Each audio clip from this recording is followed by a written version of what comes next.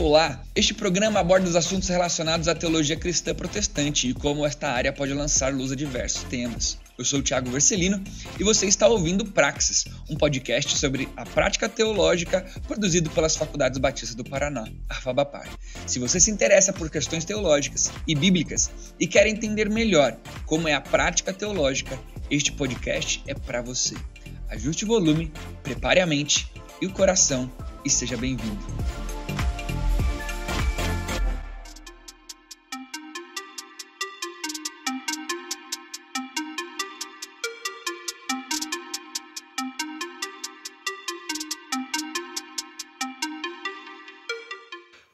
Fala pessoal, muito bom estar com você aqui em mais um episódio do nosso Praxis, da nossa querida FABAPAR. E com novidades, estamos iniciando a nossa segunda temporada, nosso segundo semestre de podcast. Muito felizes, você já deve ter ouvido aí na semana passada, você já está vendo nas nossas redes sociais as novidades que a gente vai ter para esse próximo semestre, então nós estamos muito animados. E a gente já vai começar com uma novidade logo no nosso primeiro episódio e a gente vai trazer um assunto bem importante, bem interessante para você se manter atualizado aí no nosso ambiente do cristianismo, né? Seja de igreja, de organização cristã, o que for aquilo que você tem a oportunidade de servir no seu ministério. Mas antes de nós começarmos a falar, eu sou o Thiago Vercelino e é muito bom ter você aqui com a gente. Não esqueça de ativar todas as notificações, seja onde for que você estiver ouvindo o podcast, tá bom? Clica no sininho, compartilha, se inscreve, dá o joinha se for lá no YouTube, para você ficar por dentro sempre quando tiver novos conteúdos. E para o nosso assunto, para o nosso papo de hoje, nós temos dois convidados muito legais, muito capacitados na área em que nós vamos conversar hoje. E eles são, vamos lá, por ordem alfabética, eles mesmos vão se apresentar pra gente. Olá pessoal, boa tarde, boa noite, bom dia, né? Dependendo do horário que estão aí ouvindo esse podcast. Meu nome é Adelmo Schwint Júnior, sou advogado em Curitiba, sou membro da Primeira Igreja Batista, sou pai de duas meninas, Valentina e Dominique, marido da maravilhosa Priscila Ribeiro, e estou atuando com a área de Lei Geral de Proteção de Dados aí nos últimos anos, para poder fazer a implementação da lei em empresas e organizações religiosas, associações, tudo mais. E estou tendo o prazer de participar aqui com o Thiago e com o Leandro, deste momento aí bacana de exposição desse tema que é muito importante e que não dá para passar desapercebido. É isso, Thiago. Obrigado pelo convite. Conta comigo aí, vai ser muito bacana. Show. Com a gente também, então? É o Leandro Duarte Borges do Canto. Também sou advogado, pertenço ao jurídico da nossa FABAPAR, que tem promovido aqui esse podcast maravilhoso. Eu sou um ouvinte assíduo do podcast, junto com o pastor Thiago Vercelino, e também é um prazer estar aqui conosco, com todos vocês, né? E também participar desse momento do podcast. Também sou casado, sou membro da Igreja Batista Central aqui em Curitiba, pai da Sara, pai da Júlia, e também estou atuando nessa área da segurança de dados, privacidade e da implementação da LGPD. É um momento bastante interessante que nós vivemos e nós somos parte desse momento, isso é muito legal. Que legal. Vou começar o podcast já, na hora de introduzir o nosso assunto, repetindo a sigla 3 vezes seguidas e falando o que ela significa 3 vezes seguidas pra gente não precisar mais ter esse problema no restante do podcast, porque ela é similar a uma outra sigla, mas esse não é o foco do nosso assunto. Nós estamos falando sobre LGPD, a Lei Geral de Proteção de Dados. Tô certo? Exato, corretíssimo. LGPD, Lei Geral de Proteção de Dados. Agora você vai ficar com a gente e não vai mais confundir quando a gente começar a falar correndo, porque a LGPD, aí você não vai ficar confuso sobre o que a gente tá falando. Mas vamos lá, pra gente falar sobre a LGPD, a minha primeira pergunta para vocês é a seguinte: por que a gente separou um podcast aqui na Fabapar, no nosso Praxis, para falar sobre isso? Qual a importância desse assunto? Por que vocês estão se preparando há tanto tempo para esse momento, né? Não o podcast, não quero achar a última bolacha do pacote, achando que vocês estão se preparando para o podcast, mas para esse momento no Brasil e tudo mais, a importância, né? O que vai acontecer para a gente precisar conversar sobre esse assunto? Vamos lá. Então, esse assunto ele é tão importante, eu costumo brincar que ele é o novo Código de Defesa do Consumidor. Por quê? Porque ele traz uma perspectiva diferente. Todas as pessoas que são titulares de dados, e aí a gente começa a entrar já na nomenclatura, né, da lei, e de forma alguma nós queremos ser chatos, né, porque geralmente advogado tem aquele papo chato, né, tem o juridiquês. A ideia é que a gente fazer isso de forma muito tranquila. Não, então, o que todo podcast eu tenho que virar para Pastorzado e falar assim, pessoal, vamos tirar o crentez do papo e tudo mais. Aí hoje na nossa preparação eu falei assim, pessoal, vamos tirar o juridiquês do papo para todo mundo entender, gente. Então, nessa perspectiva, é a questão assim, você está, por meio dessa Lei Geral de Proteção de Dados Pessoais, você está devolvendo ao titular, né, que somos todos nós somos titulares de dados pessoais, está devolvendo ao titular a possibilidade de decidir aquilo que vai ser feito com os seus dados. A ideia é que a lei, a partir de então, regulamente a questão de que não tem aquela ligação chata que você não sabe sequer de onde veio, né? Quem que obteve seus dados, como que a pessoa obteve o teu número de telefone, como que a pessoa sabe que você consumiu determinada coisa e agora precisa de outro produto ou de outro serviço. Então, a importância dessa lei é justamente por conta disso. Ela traz e ela acaba pegando, digamos assim, todo mundo. Ela afeta as relações de todas as pessoas. Então, não tem como nós passarmos desapercebidos, inclusive em relação à igreja, inclusive em relação a uma associação, uma instituição religiosa, seja ela qual for, vai ser afetado no seu dia a dia. Olá, tudo bem? Eu peguei o seu número de telefone lá no grupo do WhatsApp da igreja. Queria perguntar para você... Já era, né? Todo mundo vai ter que se adequar a isso. Vai ter. Você sabe que eu estava fazendo uma aula, estava dando uma aula magna para um curso de vendas na internet e estava falando justamente sobre isso, sobre essas ligações, de onde que vem, e no meu celular, durante 15 minutos, mais de 10 ligações de operadoras enquanto eu estava dando a aula. E assim, da onde que encontraram? Como que eles obtiveram? Né? A ideia da Lei Geral de Proteção de Dados é justamente isso, é fazer com que o titular de dados ele tenha o poder de decidir o que fazer. Mas assim, e por quê? Por que isso acontece? Existe uma frase de um documentário que é muito interessante falando sobre redes sociais. E nessas redes sociais é tudo gratuito, você não paga para usar as redes sociais. Por que tem redes sociais bilionárias? As maiores são bilionárias e você não paga nada.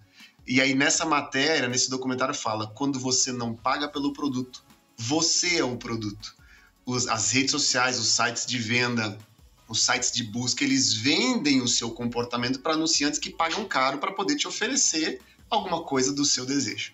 E aí o que acontece? Isso não é no Brasil, isso é no mundo inteiro. E o Brasil, a Lei Geral de Proteção de Dados do Brasil, ela é reflexo de um movimento global e que está vindo principalmente da União Europeia, que em 2018 já entraram com a Lei Geral de Proteção de Dados deles e começou a avalanche para todo mundo. E o Brasil teve que entrar nessa onda para poder também não só se adequar a esse movimento global, mas principalmente proteger os dados das pessoas físicas. Mas assim, quando a gente olha para dados, né, talvez para o menos ligado no assunto, vai vir na mente dele o seguinte, dados é meu telefone, meu CPF, meu RG, e assim, não são coisas difíceis de se conseguir mesmo que não seja num local privado, né? Você digita CPF de fulano de tal no Google, às vezes é fácil de encontrar, enfim, esses dados mais comuns. Mas também tem aquela questão, principalmente nas organizações cristãs, na igreja e tudo mais, que lida com um tal de dados dados sensíveis, né? Que fala na LGPD. O que seriam esses dados sensíveis e como que se dão essas coisas desses dados sensíveis? Dá um exemplo, assim. Você sabe, Thiago, que isso é bastante interessante você tocar nesse assunto, porque eu só vou falar a respeito de um negocinho a respeito dos dados e já vou entrar nos dados sensíveis. A lei fala sobre os dados de pessoas que você consegue identificar de imediato ou de pessoas que você pode vir a identificar. Então, o que acontece? Se você falar, quem é o portador do CPF número tal, você sabe exatamente quem é, de pronto, de imediato. Se você tem a foto de alguém, você também consegue identificar essa pessoa, é mais fácil essa identificação. Agora, por exemplo, se você falar da pessoa que mora em tal rua, já é mais difícil. Por quê? Porque quantas pessoas moram naquela rua? Então, mas ainda assim não é uma questão que traz problema maior. O problema está onde? Nos dados sensíveis. E o que a lei fala dos dados sensíveis? Informações com relação à saúde dessa pessoa, com relação à questão da algum tipo de pensamento que ela tem, então por meio de uma filiação a um sindicato, por meio de algum tipo de convicção religiosa que ela possua, e aí nos toca por conta de que nós somos cristãos, né? Somos batistas no nosso caso. Então o que acontece? Por esse motivo que é tão importante a questão do cuidado com a implementação da Lei Geral de Proteção de Dados Pessoais ou da LGPD nas instituições religiosas, por conta disso tudo. A própria lei traz a questão dos dados sensíveis. E para que ela trata dessa forma? Para que não haja nenhum tipo de discriminação, para que não haja nenhum tipo de prejuízo para essa pessoa, para que essa pessoa não venha a ser discriminada de qualquer forma em virtude dessa situação. Mas vai acabar com as ilustrações do sermão dos pastores, gente. Porque eu ia falar de um dia que ele visitou uma irmã, que ele não ia falar o nome agora da irmã que ele visitou, mas essa irmã morava numa casinha tal, que tinha tantos filhos e o filho tinha abandonado. Gente, acabou, a lei vai acabar com as ilustrações da pregação. Mas aí para isso, Thiago, a lei traz a possibilidade de você anonimizar os dados, de você tratar esses dados de forma anônima ou alguma forma de você deixá-lo não explícito, né? E você pode tratar. O importante é dizer que a lei não veio proibir com que os dados sejam utilizados, né? O termo técnico é tratamento de dados, mas o tratamento... Então, assim, a lei não proíbe com que você use os dados. A lei te diz como fazê-lo de uma maneira correta, e se você não estiver fazendo da maneira correta, você não vai poder fazer. Então, assim, a irmãzinha da igreja que o pastor for visitar, ele não vai ter que falar o nome, mas ele pode citar a situação, porque aí, né, as pessoas não vão saber. Mas não são os dados sensíveis, os dados comuns, todos eles precisam de proteção. Uns com algumas regras mais rígidas, outros não.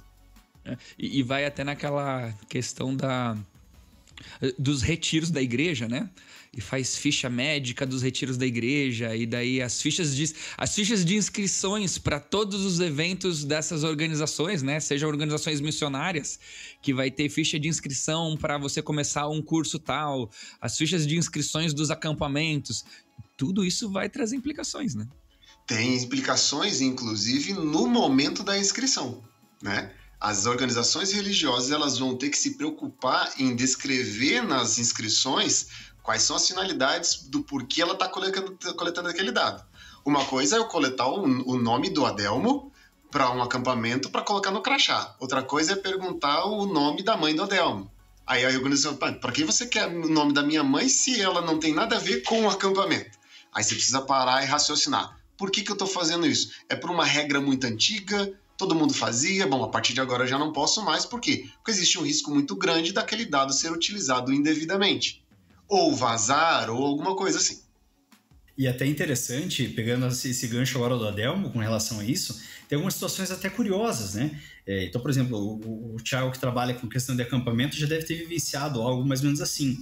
Nós tivemos uma determinada situação que o pessoal mencionava assim, vamos fazer um determinado evento, e uma das perguntas é, a pessoa ronca? Por que você quer saber se a pessoa ronca? É que, na verdade, quando só quem já esteve num quarto, né, junto num evento, sabe o quão importante é esse tipo de informação. Você coloca todo mundo que ronca junto, né, e todo mundo que não ronca em outros quartos. Então, são situações que você precisa pensar. A igreja vai lá e publica no site da igreja a lista dos membros roncadores da igreja. O dado sensível, né? O dado sensível. Legal. Todo mundo vai ser afetado por essa lei, né? Se a gente pudesse, então, entender um pouquinho da história dessa lei. A Delma até começou a falar um pouquinho, né, se ela tem uma origem ali com relação à Europa e tudo mais, para a gente tentar caminhar para uma definição, o que é de fato a LGPD, o que ela quer fazer, além de proteger, né? Porque até só falar o proteção de dados, vocês já falaram uma coisa para mim que libertou minha mente. A nossa ideia de proteger significa, muitas vezes, de guardar. Proteger é esconder. E proteger, muitas vezes, tem, como vocês estão falando na lei, tem a ideia de cuidar de a maneira de usar, né? E é diferente, né? Eu vou proteger a minha filha, eu escondo a minha filha em casa. Não, proteger a minha filha é, inclusive, fazer com que ela se sinta capaz de fazer as coisas no mundo fora. Orientá-la, né? Do que deve ser feito e do que não deve ser feito. Mas como surgiu, então? Vamos lá, ó. Já existia no Brasil uma ideia sobre privacidade e proteção de dados desde muito tempo atrás, né? Para você ter ideia, inclusive, como o próprio Leandro já falou, que ele costuma dizer que a LGPD é o novo CDC, o novo Código de Defesa do Consumidor, o Código de Defesa do Consumidor já protegia, né, informações pessoais, né, essas questões. Mas lá em 2010, começou dentro do Congresso essa discussão sobre proteção de dados e como fazer e tudo mais, diante do boom que a internet deu nas últimas 2 décadas, né, principalmente na última década. E aí veio a lei do Marco Civil, regulando como funciona a internet em 2014, e aí outras coisas. Já em 2016, lá na Europa, surgiu o que poderia ser de uma revolução de precisamos cuidar dos dados, né, pessoais que circulam na internet. Está muita coisa acontecendo com os meus dados pessoais, dados pessoais do mundo inteiro, gente se beneficiando do uso indiscriminado. E aí surgiu lá a GRPD, que é praticamente a mesma sigla da nossa lei aqui, né? Da LGPD, GRPD. E lá, esta lei foi sancionada e entrou em vigor em 2018. E a partir de 2018, tudo passou a valer.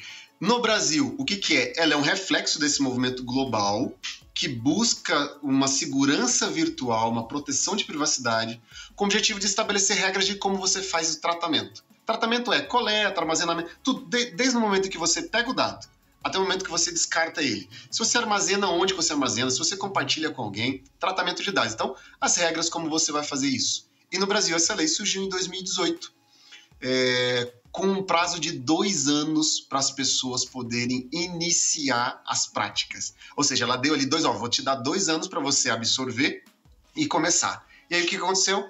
Agosto, setembro de 2020, a lei entrou em vigor e ninguém estava preparado para isso. E é basicamente isso, é esse movimento global de proteção de dados que o Brasil absorveu, primeiro, obviamente, para cuidar dos dados pessoais das pessoas, segundo, para poder participar desse movimento global, inclusive de questões econômicas, não tem como fugir disso, né? Quem trata dados pessoais da maneira correta vai querer fazer negócios com quem trata de dados pessoais de maneira correta. Quem não trata de maneira correta provavelmente vai ser marginalizado. E o Brasil não estava querendo ficar à margem da economia global, né? E é importante também, nessa perspectiva toda que a Delma colocou, a gente lembrar que, na verdade, não é um assunto que a LGPD introduziu. Como ele bem colocou, isso é uma discussão bem mais antiga. Se nós pegarmos, por exemplo, a Constituição de 88, lá já traz uma série de proteções em relação à individualidade, privacidade e uma série de coisas. O Código Civil também já traz essa perspectiva. Então, por exemplo, nós temos várias situações distintas. Temos direito à privacidade, temos direito à imagem, temos vários direitos que são todos distintos, só que a LGPD ela traz uma perspectiva um pouco diferenciada. Ela coloca isso como dados pessoais e traz uma proteção em relação a essa questão. De modo que você não que você não possa, a partir de agora, marginalizar. Desde anteriormente já não poderia ser marginalizado, mas agora isso está regulamentado de uma forma que é possível se cobrar coisas de forma mais específica. Então, esse cuidado que todas as instituições que de alguma forma tratam dados vão precisar estarem adequadas, estarem atentas em relação a isso.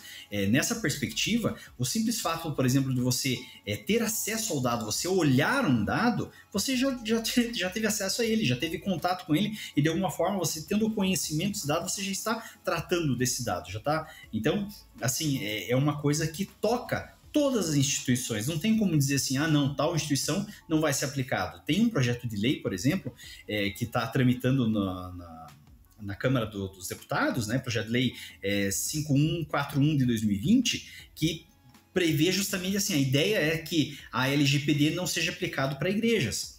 Agora, para instituições religiosas, de uma forma geral, para fins religiosos, né? Agora, conhecendo o que nós conhecemos de igreja e a ideia que nós temos de cristãos, no sentido de ser o mais ético possível e tudo mais, é uma questão que acaba sendo quase que descabida. Nós não temos o que temer em relação a essa lei, porque a lei não veio para trazer nenhum tipo de prejuízo para as igrejas, para o cristão ou para o evangelho de uma forma geral. A propagação do evangelho pode continuar a ocorrer, a única diferença é a forma com que se faz isso. Qual é a maneira de nós fazermos essa questão? É isso que é importante. Eticamente, o cristianismo deveria lutar para que essa lei entrasse em vigor a todos, né? Deveria ser um princípio e um valor nosso. Sem dúvida. Uma das questões que mais surge debate dentro das instituições religiosas é que o corpo de Cristo, digamos, ele é muito íntimo. Então, eu abrir para o Tiago, para o Leandro, alguma coisa da minha vida pessoal, pedindo oração, alguma coisa assim, é muito comum.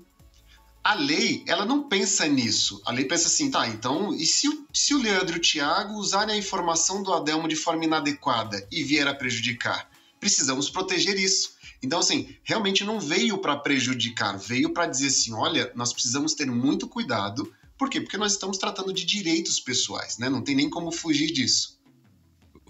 Fugindo até um pouquinho do assunto da questão lei, proteção e como faz e tudo mais, mas talvez a gente precise até, através da lei, um instrumento da sociedade, refletir inclusive em algumas práticas nossas, né? Que são tão comuns, tão naturais da nossa fé, que na verdade elas deveriam ser muito melhores cuidadas, né? Principalmente o exemplo que o Adelmo falou dos pedidos de orações, né? Não são poucos, né? Vou falar um pouquinho em causa própria como pastor. Não são poucos os exemplos desastrosos que a gente ouve em igreja por conta do compartilhamento de dados pessoais de pessoas, né? E não são os dados sensíveis, né? A irmã me contou que está separando do marido. O marido disse que saiu de casa. E a gente começa... Não, é porque a gente vai cuidar. Aí eu já entrei em contato com a liderança para me ajudar nesse caso. Já pedi para um discipulador acompanhar o marido, uma discipuladora para acompanhar a esposa. São verdades lindas do cristianismo, mas que talvez nós vamos precisar rever a maneira como nós fazemos, que era danosa. E a gente já viu na experiência que era danosa. Sim, é interessantíssima essa questão como um todo, porque o que acontece, como o Adelmo bem colocou, nós, ao longo do tempo, historicamente, vivemos uma revolução a globalização de uma forma geral, revolução de tecnologias e tudo mais. Agora, nesse estado pandêmico que todos vivemos, participamos de uma alteração da forma dos cultos, que passaram a ser mais online, passaram a ser divulgados nas redes sociais e tudo mais. Então, veja, são formas de se fazerem as coisas que estão se modificando. Nessa perspectiva, a LGPD veio justamente para assegurar com que as pessoas tenham direitos garantidos, tenham direitos à sua privacidade, que isso de alguma forma não veio para trazer algum tipo de impedimento. Não, vocês podem continuar fazendo culto, prestando culto a Deus, tudo, só que não exponham mais as pessoas. A ideia é mais ou menos essa. Então, é algo assim bem interessante para a gente pensar. E eu costumo dizer que tudo começa com uma mudança da forma de pensar, com uma mudança de pensamento em relação a isso, de como é encarada a questão dos dados pessoais. A partir disso, tudo é possível ser feito. Uma coisa que acontecia muito lá no acampamento, a gente tinha a reunião dos conselheiros, os tios dos quartos, né? E a gente tinha aquela reunião para fazer o seguinte, para conversar sobre como é que tava o quarto. E eu lembro, tinha um líder meu na época, muitos anos atrás, e ele era muito bravo com essa reunião. Por quê? O que essa reunião era? Essa reunião era o seguinte: lá no meu quarto tem um menino que chama Delmo, um menino que chama Leandro, né? Eu brincando o exemplo aqui. E ele me contou que quando ele era criança, o pai e a mãe levavam ele pro restaurante, ele era obrigado a roubar as carteiras e tal, e o pai, fazia parte disso, não sei o quê. E assim, era uma reunião de contação de pecados dos acampantes, assim. E daí ele sempre falava isso pra gente. Por que vocês estão contando isso? Sabe o que significa? Que quando a gente sair dessa reunião, todos os tios vão olhar para os meninos e vão rotular os meninos com aquelas informações. É o compartilhamento de dados sensível que causa discriminação. É exatamente o que o Leandro falou aquela hora, sabe? Agora, você precisa de ajuda para uma coisa específica? Vem aqui no líder e a gente vai tentar tratar essa questão. Se não, só diga, olha, meu quarto tá difícil por causa disso, meu quarto tá difícil por causa disso. E era muito interessante porque há muito tempo atrás, isso me marcou, né? E eu sempre fui muito criterioso com isso, sempre peguei muito no pé do pessoal com relação a isso, né? A gente vai discriminando as pessoas com essas informações e às vezes até a gente tem uma boa intenção por trás. Agora, sabe o que é interessante disso que você está falando, Thiago? É assim, não que a partir de agora não se possa ver esse compartilhamento de informações. Não é essa a perspectiva. Agora, a pessoa que vai compartilhar esse tipo de informação precisa saber previamente para que você vai utilizar essa informação, como que você vai transmitir ou não isso para outras pessoas, como que isso vai ser tratado, se isso vai ficar numa determinada equipe ou não. Então, a ideia é justamente isso, que haja uma informação que esteja específico qual é a finalidade para qual aquele tipo de informação e para que vai ser utilizado. Então, assim, é interessante por conta disso. Não traz uma perspectiva de impossibilitar algo. Você pode fazer isso. E é importante, às vezes necessário, que haja um acompanhamento, um cuidado em relação a isso. A pessoa precisa falar, né? Mas o que a lei diz é assim, você não pode ser discriminado em virtude disso que você vai falar. Então, para que não haja isso, o que a igreja, o que a instituição se compromete a fazer para que não haja esse tipo de discriminação? É nessa perspectiva. Dá pra ficar nesse papo mais do coração, assim, da prática do cristianismo até o fim. Mas vamos voltar um tiquinho pra questão da lei mesmo, né? Nesse papo todo que a gente foi citando, né? O pastor e tudo mais, cada um na lei, ele tem uma função, né? A gente até comentou no nosso papo na hora de preparar a pauta, dos atores, né? Então, o pastor é um dos atores nessa lei, a secretária ou o secretário da igreja é outro ator, o que forneceu a informação é uma outra nomenclatura. Como é que funciona quando a gente começar a dar de cara com a lei, para a gente entender quando forem falar desses nomes, quem é quem, aonde que a gente tá? Vamos lá, olha só. Eu ainda não fiz a adaptação desse meu discurso para a igreja, mas vamos entender, vou citar o exemplo de como são esses atores, imaginando que você está indo numa churrascaria. Então você que está ouvindo agora esse podcast, imagine que você está indo para uma churrascaria, aquela bela churrascaria. Isso já foi um golpe bem baixo para todos nós ouvintes. Depende da hora que a pessoa está ouvindo. Nesse momento, muitos de nós ficamos um pouco chateados com você, porque a gente queria estar nessa churrascaria de fato. No próximo, eu vou me comprometer a traduzir essa minha analogia para a igreja, tá? Mas por enquanto eu ainda não consegui. Imagine que você está indo com a sua esposa para uma churrascaria e você chega lá e você entrega o seu carro para o manobrista. Ele vai anotar a placa do seu carro, vai te dar o papelzinho e você entrega a chave para ele.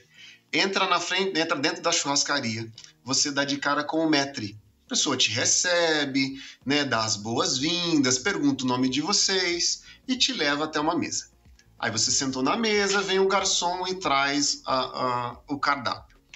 Aí o garçom vem tirar o pedido, anota o seu nome de novo no papelzinho do pedido e pergunta se você ou a sua esposa tem alguma intolerância a alguma coisa, tal, que ele possa sugerir algum prato. Aí você vira assim, olha, eu tenho intolerância à lactose ou a qualquer outra coisa. E aí ele já anota ali, ó, essa pessoa que tem intolerância à lactose, aquela outra ali não pode comer isso, não pode comer aquilo. E aí pega esse pedido e leva lá para o chefe de cozinha.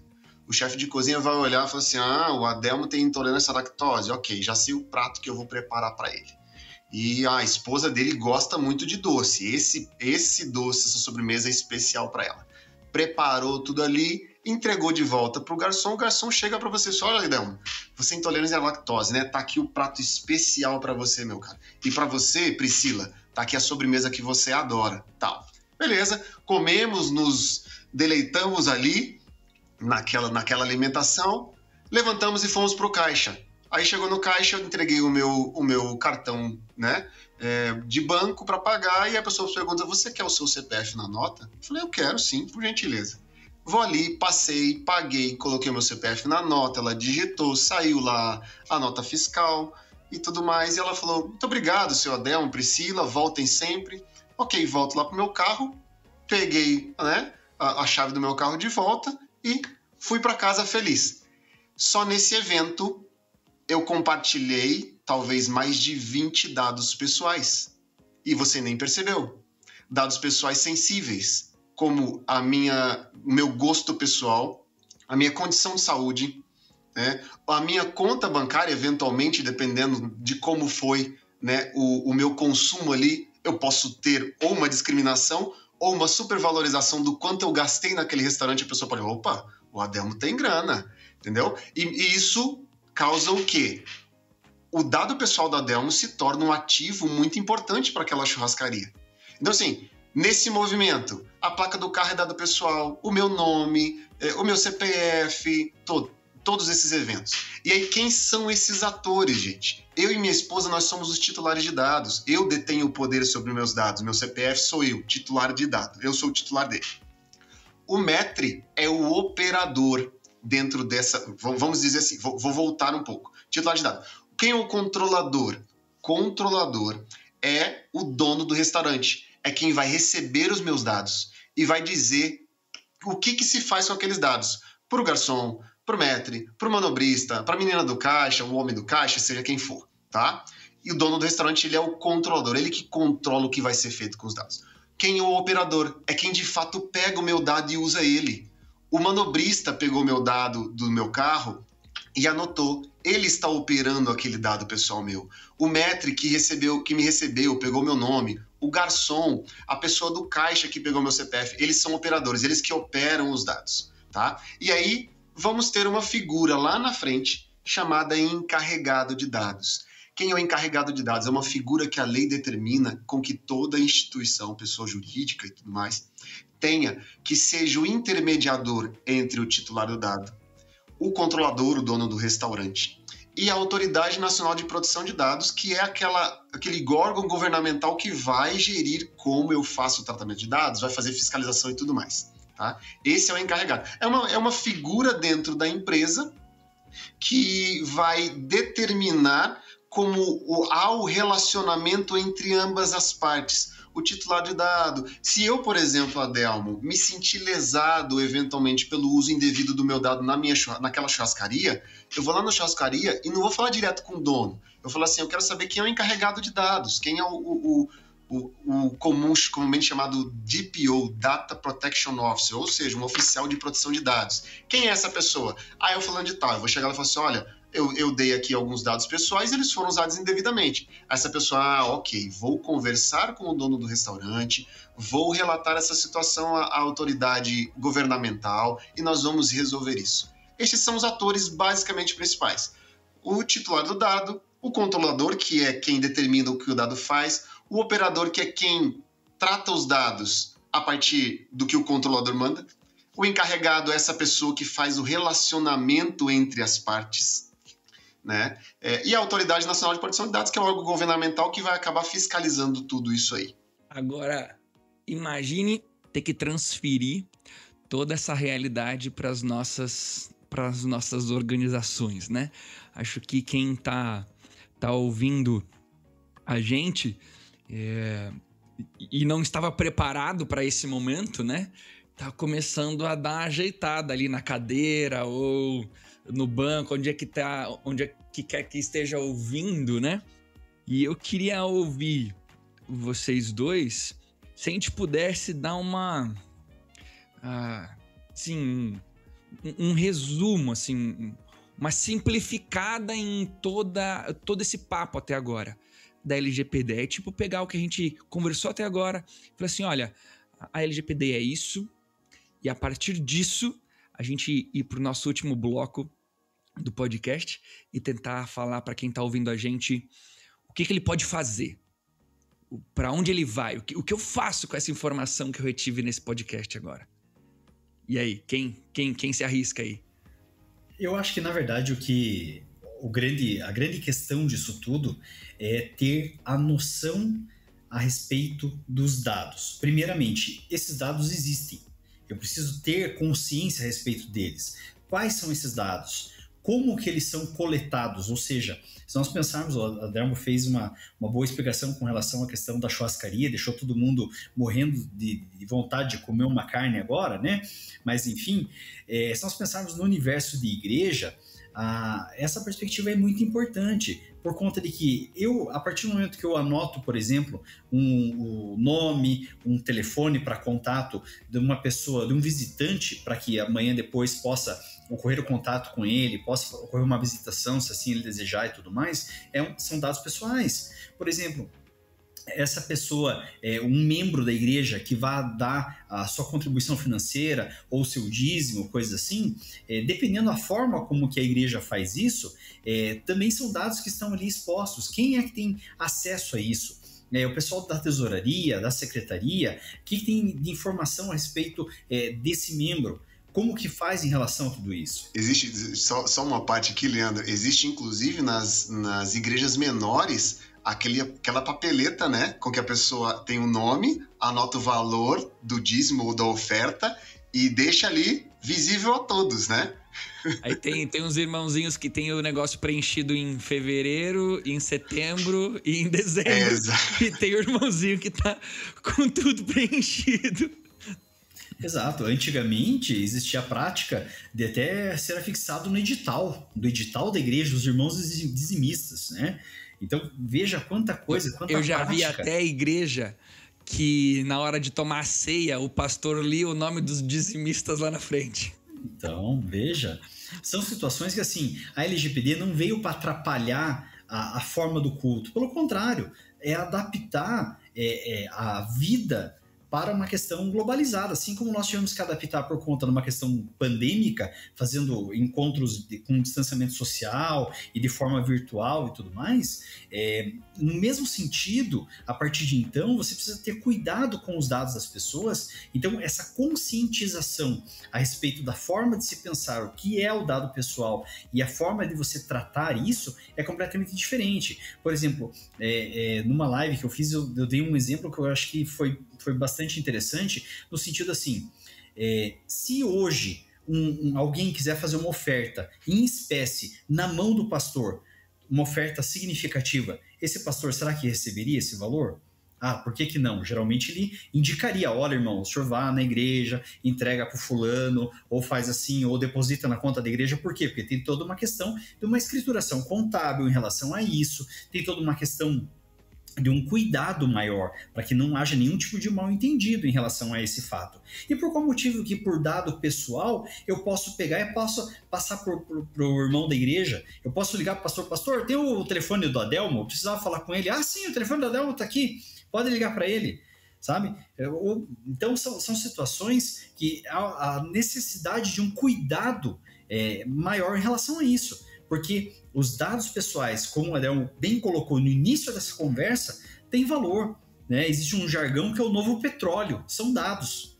Dados pessoais é o novo petróleo. Quem tem o dado, quem tem informação, acaba tendo um poder. Então, nessa perspectiva, é que a lei veio para trazer uma proteção de dados das pessoas. E justamente os dados dos titulares, que são as pessoas, se nós pensarmos nessa relação como um todo, são as pessoas mais vulneráveis nessa questão, né? Porque os dados estão ali, podem ser utilizados de uma forma boa ou podem ser utilizados por meio de uma má-fé. Então, tem que ter esse cuidado. Então, a primeira dica que eu daria seria assim, vamos mudar a chave com relação à forma de pensamento. Se nós entendermos o que são os dados e as formas de tratamento, a partir de então tudo fica mais fácil. Eu diria que é uma questão de coerência com a nossa fé bíblica, né? Com a fé cristã e evangélica e até mesmo princípios bíblicos. Né? Essa forma de utilização indiscriminada com que o mundo faz, a igreja não pode fazer, né? Então vamos tratar esses dados sim de uma maneira correta, dentro do que a lei determina, fazendo com que a igreja se adeque também a essa lei, né? Cumprindo obviamente esta obrigação legal. E uma das situações é assim, a lei não proíbe como que se utiliza, né? A lei determina como fazê-lo da maneira correta e existem várias bases legais que a igreja pode se utilizar para fazer o uso desses dados. Exato, é bastante interessante essa questão, porque assim, nós enquanto igreja temos um pouco de dificuldade em entender quanto à necessidade de adequação vamos colocar assim, às leis humanas ou às leis do Estado, né, de alguma forma, né? Então, algum tempo atrás... Aproveitando a moda da palavra por outras questões, né? Mas, inclusive, com relação ao LGPD, vai vir muito negacionismo, né? Não vai dar nada. Nunca vai acontecer comigo. Não, isso daí não é pra gente, né? Duvido. O Leandro usou esse exemplo na hora que a gente estava discutindo a pauta, né? Duvido que o órgão governamental vai vir bater na porta da minha igreja e perguntar se eu tô garantindo a proteção de dados de todos os membros da igreja.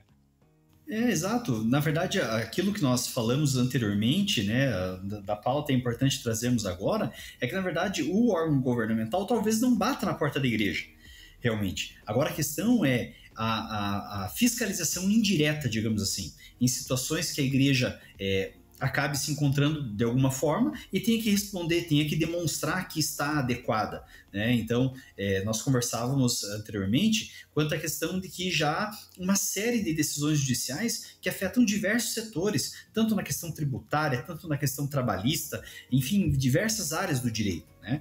Então, nessa perspectiva, nós, algum tempo atrás, enquanto igreja, discutimos a respeito da importância de se ter um contador, de fazer uma escrituração contábil, de fazer uma adequação em relação a essa questão. Conseguimos superar essa perspectiva. Agora vivemos uma outra onda quanto a essa importância de trazermos uma adequação correta, trazermos um cuidado maior em relação aos dados das pessoas. O que mais que a gente pode fazer, então, diante desse conteúdo? Quem está ouvindo a gente talvez não seja nem o pastor, né? Talvez não seja nem o... deixa eu lembrar dos atores. O coordenador, é isso? O controlador. O controlador dos dados. Talvez a pessoa que está ouvindo não é o controlador, é o maître, é o manobrista. Eu já mudei para o exemplo da churrascaria para eu não errar mais os nomes. Que ficam... É o recepcionista da igreja, que vai pegar o seu pedido de oração. Isso. Né? Esse pessoal. O que mais que a gente pode fazer? Olha só, talvez o passo importante que o Leandro já falou, né, essa conscientização de que isso vai de fato afetar a igreja, como vai afetar a todas as outras organizações, sendo o primeiro passo sentar, talvez com uma coordenação da própria igreja, diretoria, e falar assim, ok, nós sabemos que isso vai nos afetar, mas e como? Como isso vai nos afetar? Quais são os dados que nós coletamos dos nossos membros, dos nossos visitantes, dados pessoais, tá? A Lei Geral inclusive, talvez a gente nem tenha falado antes, mas a Lei Geral de Proteção de Dados, ela se preocupa com dados pessoais e não de dados de pessoas jurídicas, tá? Então, sempre dados pessoais é o nosso foco. Então, assim, os dados pessoais dos nossos membros, dos nossos visitantes. Quais são eles? Relaciona, mais ou menos. O que a gente faz com esses dados? E aí, analisando qual a finalidade de cada dado, você já tem uma noção geral se você está fazendo certo ou se você está fazendo errado. A partir daí, para adequar a lei, é super importante ter a participação de pessoas capacitadas que conseguem interpretar a lei e transformar isso num projeto. É um projeto de adequação. Falar simplesmente que eu tenho uma política de privacidade no meu site não é adequação à Lei Geral de Proteção de Dados, né? Isso apenas diz que você está preocupado de alguma forma com a proteção de dados, mas e o que na prática você faz? Qual é o projeto? E dentre eles, de uma questão mais técnica, tá, Thiago? Bem simples. Existem várias etapas, como mapear esses dados todos, desde o momento da coleta até o descarte desse dado. Inclusive, descarte é importante. Tá?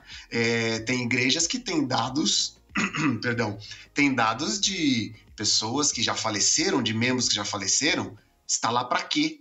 Por que está lá? Precisa descartar, a lei determina isso, tá? Então, faz um mapeamento de todos esses dados. O que você faz?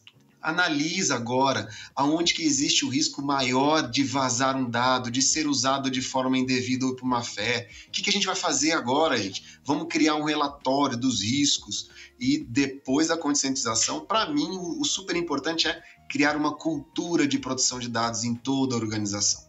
Cultura de proteção de dados, você vai afixar cartazes, você vai dar palestras para os seus colaboradores, as igrejas, como o Leandro falou, as igrejas, para entrar o conceito de que precisaria de um contador foi difícil. Agora a gente já consegue ver a igreja como uma empresa, como um CNPJ, que de fato é, né? Então, todo mundo, colaborador, precisa entender quais são os riscos dos dados que são tratados ali, criar essa cultura, e aí você consegue finalizar todo esse projeto. Mas esse cenário é para quê? Para você entender que não é simples, né? E que muitas vezes o pastor em si não vai conseguir fazer. O pastor tem várias atribuições.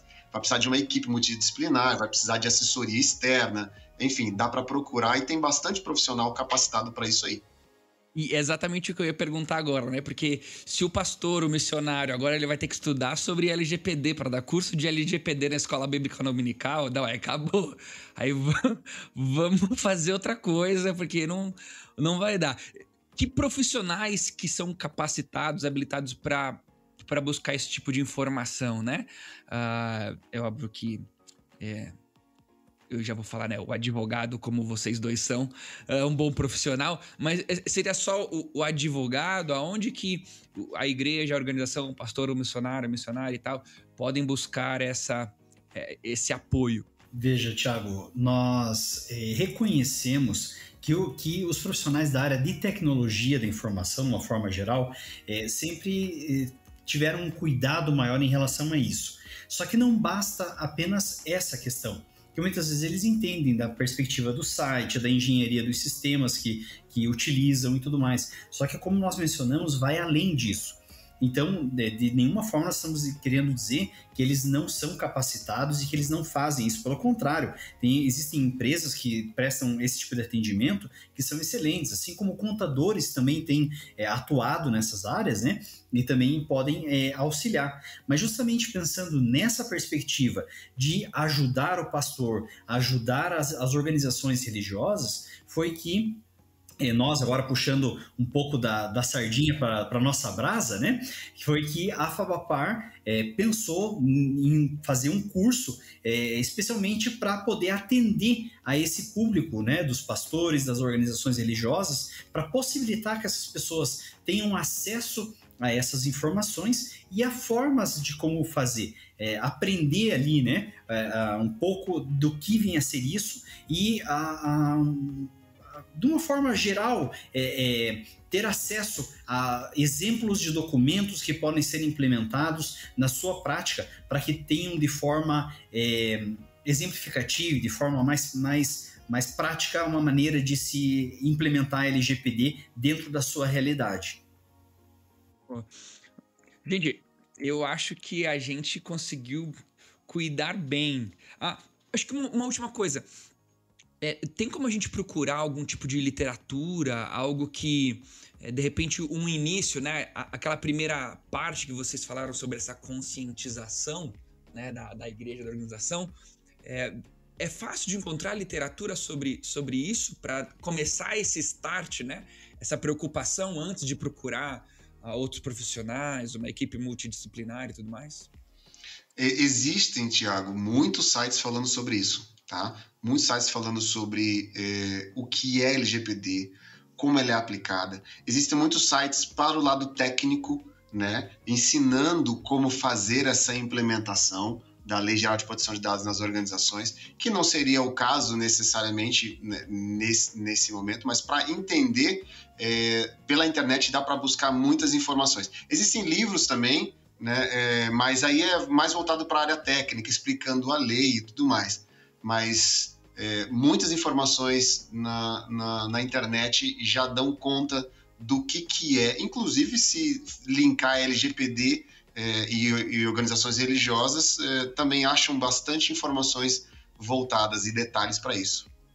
Uma coisa só que é importante colocar só, Thiago, é que assim, na internet, como o Adão colocou, tem muita informação e como toda informação da internet é importante separar, vamos usar aí um jargão cristão, né? Separar o joio do trigo, né? Separar uma informação boa daquilo que não é assim tão bom e tão aplicável.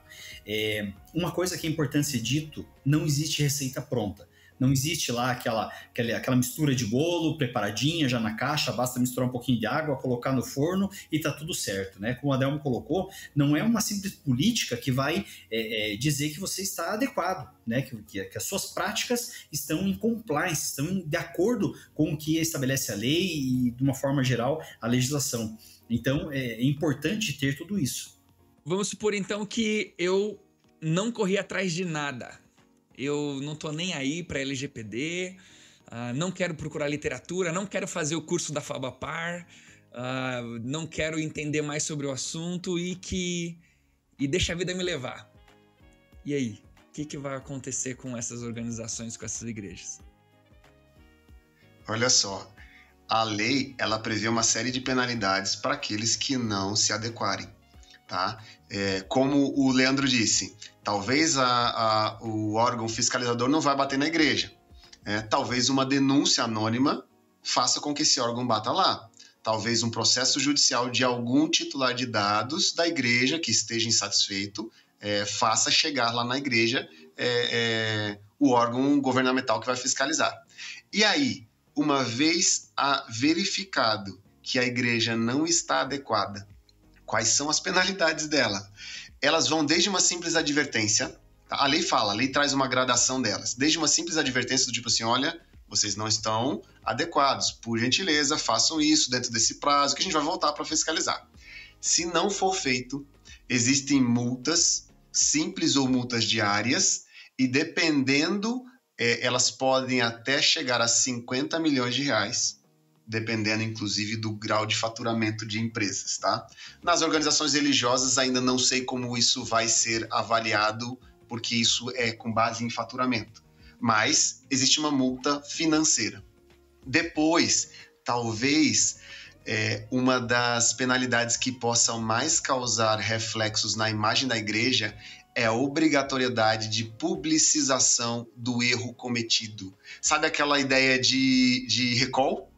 Que as montadoras são obrigadas a anunciar em rede de televisão que o carro tem problema nisso, está fazendo recall. A Lei Geral de Proteção de Dados determina a publicização do tipo, eu, igreja tal, de Cristo Jesus, tive vazamento de dados dos meus membros e tal, e tal, e tal. É o pecado do irmão lá na Imagine frente. Mais ou menos por aí. Imagine o impacto para a imagem da igreja, né, como uma instituição que de fato deveria fazer tudo de acordo com a lei, né? E daí para frente as penalidades mais severas são o bloqueio de utilização de dados. A Autoridade Nacional de Proteção de Dados pode falar assim, você não vai usar mais dados agora por um certo período, ou a eliminação dos dados que vocês fazem de forma incorreta. Então, assim, no âmbito das empresas privadas que têm finalidades lucrativas, isso é bem pesado, porque imagina uma empresa de marketing que trabalha só com dados, ela ser proibida de trabalhar com dados, ela vai fechar. Na igreja, dependendo, você não vai ter mais acompanhamento de dízimos, de ofertas, você não vai ter mais de membresia. Como é que vai ser feito se você não conseguir fazer? Vai ter que parar e vai ter que começar do zero. É por isso que é extremamente importante começar já por mais que as penalidades administrativas elas possam valer agora a partir de 1º de agosto, eu digo que a Autoridade Nacional de Proteção de Dados ela vai ter um olhar bem mais brando para quem já está no processo do que quem não está. Né? Você pode falar assim, não, eu não tenho finalizado, mas eu estou aqui no processo, está aqui ó, o Adelmo, está aqui o Leandro fazendo o meu processo, ele pode responder e existe isso aí, mas essas penalidades podem causar um certo problema para a igreja. Pessoal, 15 dias aí, se você... do dia que nós estamos gravando aqui o podcast, mas ó, do dia que a gente vai lançar, aí você vai poder ouvir, vai dar uma semana para você correr atrás do prejuízo. Mas eu me dou por muito satisfeito daquilo que a gente conversou aqui. Eu acho que dá uma boa de uma... E eu acho que isso que foi legal da nossa conversa hoje, que eu acho que não causou pânico, mas causou engajamento. Eu me senti empolgado a querer viver algumas coisas. A gente não tratou com um certo terrorismo, né? Olha, você tem que fazer isso porque senão você tá lascado, porque isso é o certo. Não, a gente tratou com essa leveza de olha como é importante, olha como faz parte da nossa fé querer viver essas coisas, né? Então, fico muito feliz e quero agradecer muito Leandro e Adelmo por essa oportunidade de ter vocês aqui com a gente no nosso podcast. Beleza? Querem fazer aquele jabazinho agora, divulgar o @ do Instagram, falar qual é a agenda de shows de vocês? Olha só, vamos lá então, né? Vamos aproveitar a oportunidade. Para quem quiser me seguir nas redes sociais e ver aí o trabalho, o meu é @adelmo.asj, as iniciais de Adelmo Schwint Júnior. Ali é onde eu tenho a minha vitrine maior de exposição do meu trabalho em relação à Lei Geral de Proteção de Dados. Tem um canal no YouTube que falo sobre direito também e falo sobre proteção de dados, que é o Advogado Consultor. Ali também tem bastante material, tá? E dá para entrar em contato comigo através desses aí. E pelo meu site, que é um pouquinho mais difícil de falar, mas eu vou soletrar aqui, é o www.schwin de navio, D de dado, T de tatu, .adv.br, www.schwint.adv.br, que é o site do meu... Se você estava ouvindo na velocidade 2x, você coloca na velocidade normal e vai parando.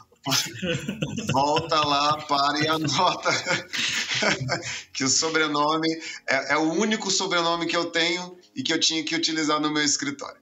Mas tem lá também matéria sobre isso. Fiquem à vontade, eu estou à disposição. E mais uma vez, Thiago, obrigado pela oportunidade. Leandro, é sempre um prazer dividir aí atualmente nesse novo formato a tela, né? Para a gente poder falar sobre esse assunto que me empolga muito.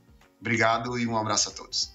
Valeu, obrigado Adelmo, obrigado Thiago por essa oportunidade de conversarmos um pouco a respeito da implementação da LGPD. É um assunto que chama muito a nossa atenção, né, nessa perspectiva.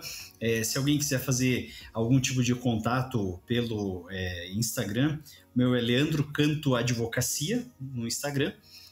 Também estamos juntos ali na FABAPAR, no departamento jurídico, e à disposição sempre para servir naquilo que for útil a todos. Também, da mesma forma, gostei muito dessa experiência, algo muito legal, e tenho certeza que vai ajudar e vai enriquecer e abençoar a vida de muitas pessoas. Pessoal, se você curtiu, se você gostou desse bate-papo, compartilhe a gente. Se você quer mais informações sobre a Lei Geral de Proteção de Dados, a FABAPAR vai começar nas nossas mídias sociais. Você pode procurar lá no nosso site um curso sobre isso. Você é muito bem-vindo, tá bom? Se você quiser correr atrás da gente no Instagram para pedir informações, também pode. Nós estamos à disposição para conversar com vocês. Um abraço e até o próximo podcast Praxis aqui da FABAPAR. Valeu!